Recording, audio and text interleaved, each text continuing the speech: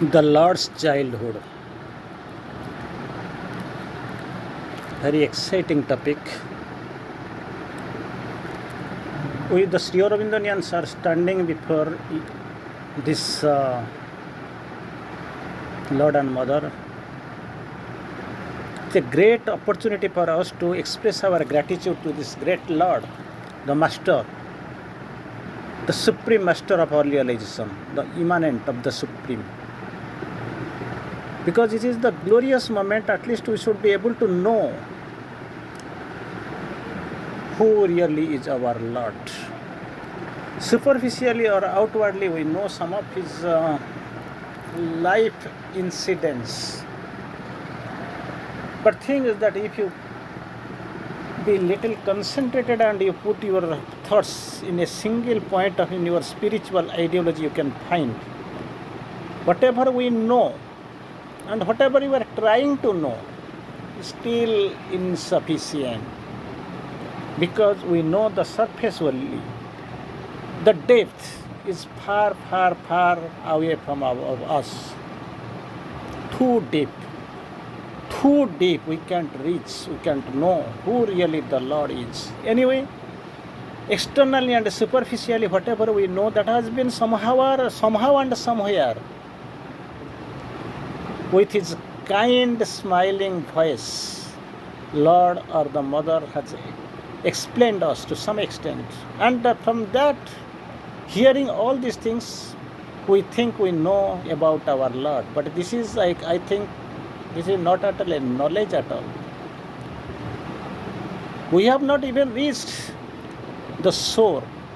How we can be able to understand what is the depth of this great sea or ocean? Anyway, this has been described here and there, and the Mother has explained, and Sri Aurobindo to some extent outwardly expressed through his biography or through his teachings or through questions and answers. From that only we can be in a position to know at least his outward things. And Sri Aurobindo, very, very much polite in his approach. Sambhavami yuge vige, that is there.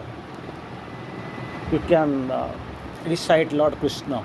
Sambhavami yuge vige. So far his avatarhood is concerned, what he explained in this great war of Kurukshetra to his disciple Arjun.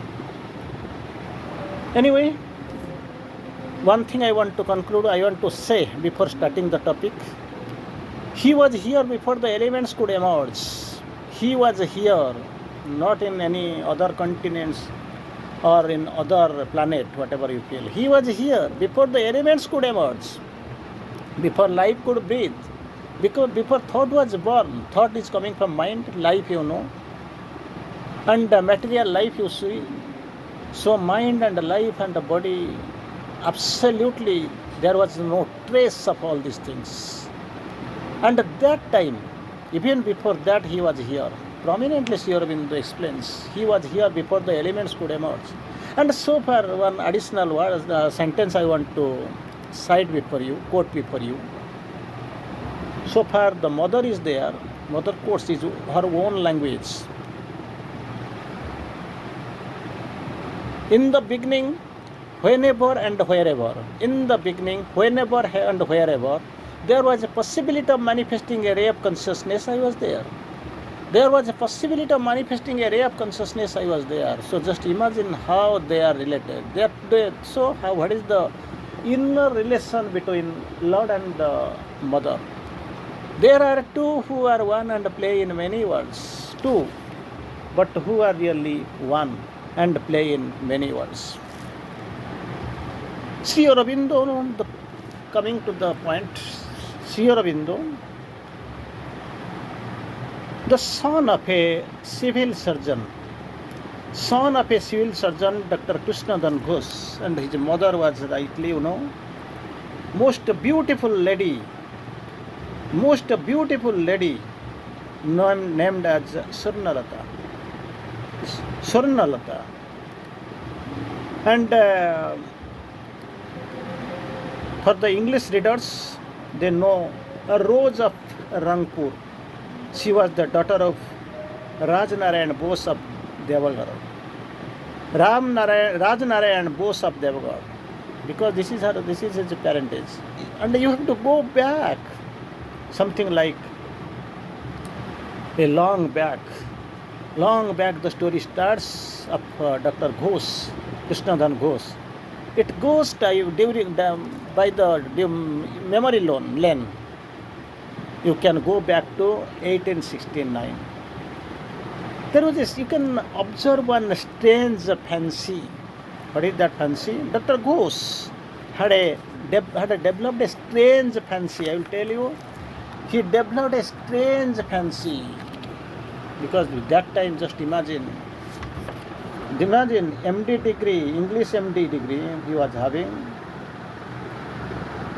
and headstrong man,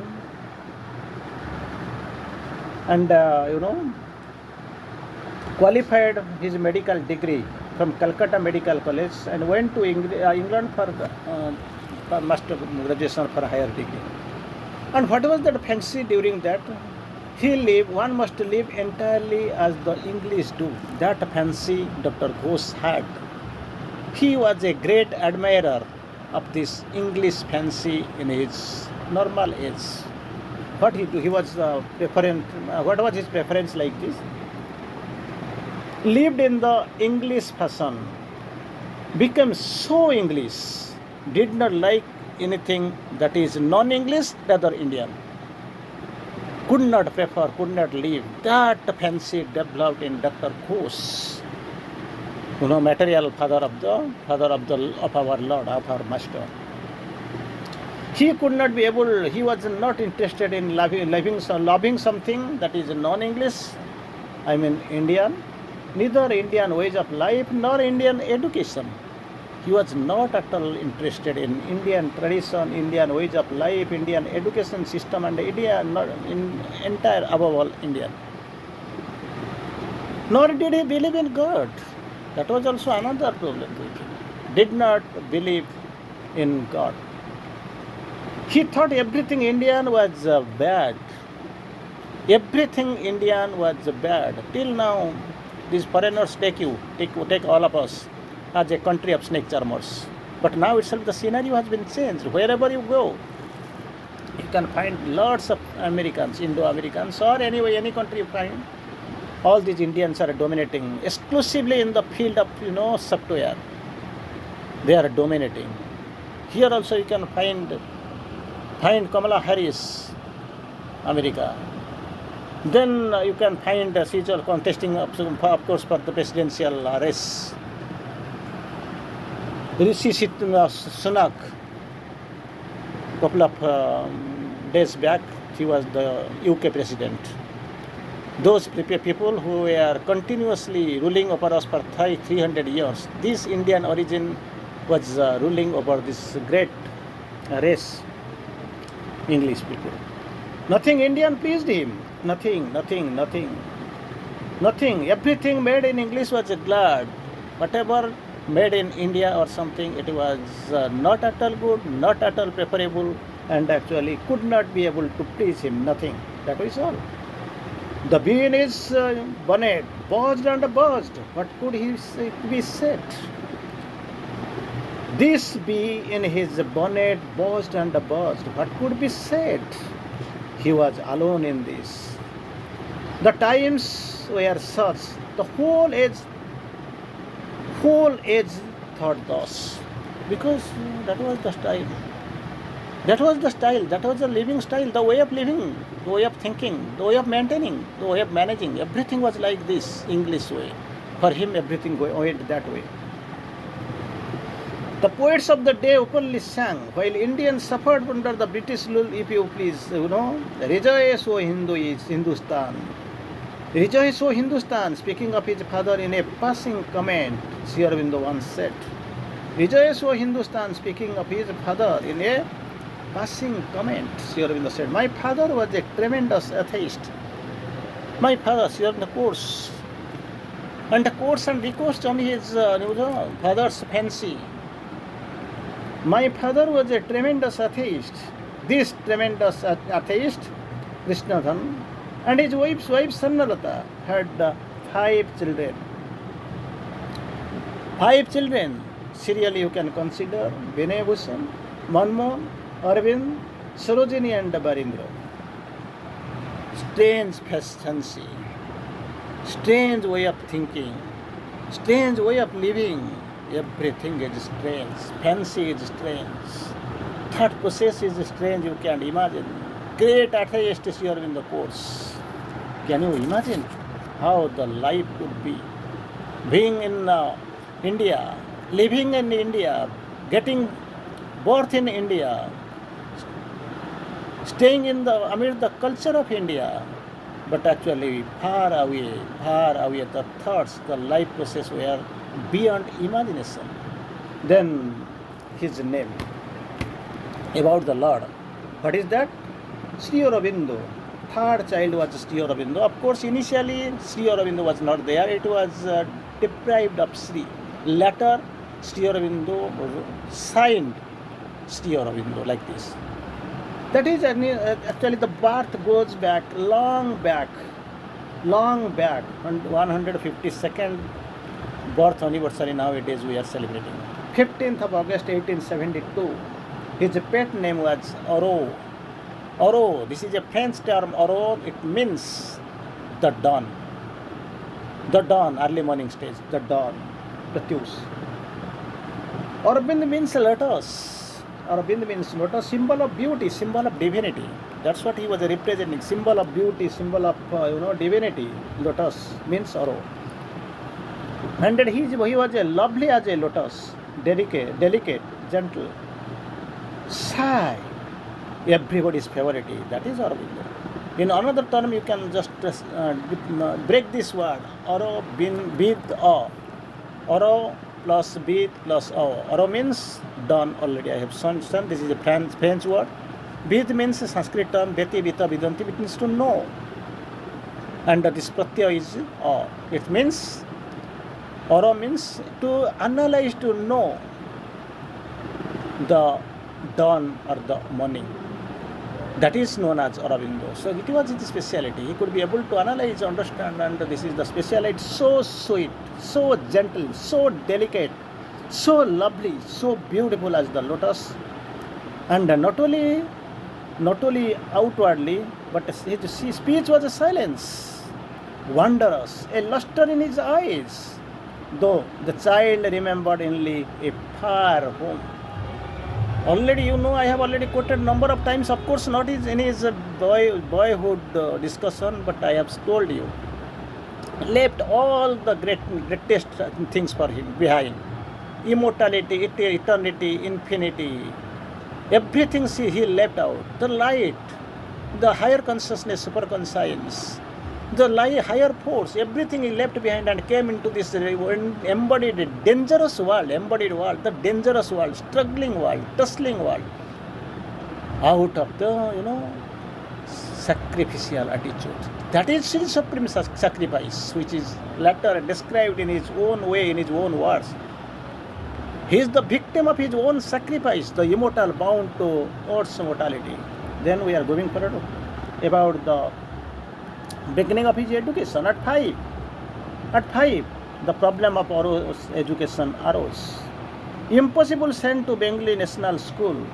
You remember Dr. Ghosh, a strange fancy, Indian way, Indian style, Indian education, Indian living process, everything was not being appreciated by Dr. Ghosh. So all these things, Vinay, Manmohan and Aurobindo, they were packed up to Darjeeling. There was a special school that was meant for English children here. Out of this strange fancy, love for his English fashion, they were all sent to this Darjeeling, where they could learn only English, grow with the English children, imbibe the English ways. Because already I have described again and again, he had no liking for the Indians, Indian way of living, Indian ways, Indian culture, Indian tradition, Indian education. He was actually not fascinated. Either he was actually repelled. He had no sympathy for this Indian ways. Not to glimpse even the shadow of the Aryan culture, because he did not, he actually almost with hate. He did not like, he could not be able to love Indian tradition, Aryan culture. As a result, Aro did not know his mother tongue Bengali. Second, did not know the Indian culture. Third, Indian thought or Indian ways. Totally, Aurobindo, Sri Aurobindo was ignorant in his boyhood days. Later he come back. That is not I am going to stress upon.